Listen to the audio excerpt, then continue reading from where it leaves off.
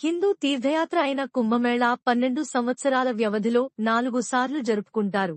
ప్రయాగ్రాజ్, హరిద్వార్, ఉజ్జయిని మరియు నాసిక్ అనే 4 ప్రదేశాల మధ్య తిరుగుతుంది. కుంభమేళా 2025 ప్రయాగ్రాజ్లో జరుగుతుంది. ఇక్కడ పవిత్ర నదులు గంగా, యమున మరియు ఆధ్యాత్మిక సరస్వతీ సంగమం వద్ద కలుస్తాయి.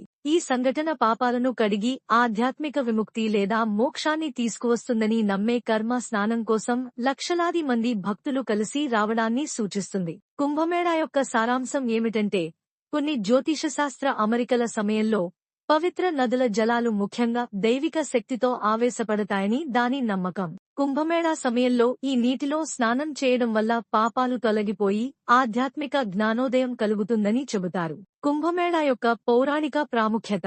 కుంభమేళా యొక్క మూలం పురాతన హిందూ పురాణాలలో పాతుకుపోయింది. కుంభమేళా యొక్క కథ దేవతలు మరియు రాక్షసులు అమరత్వం యొక్క అమృతం కోసం సముద్ర మంథన్ నుండి వచ్చింది.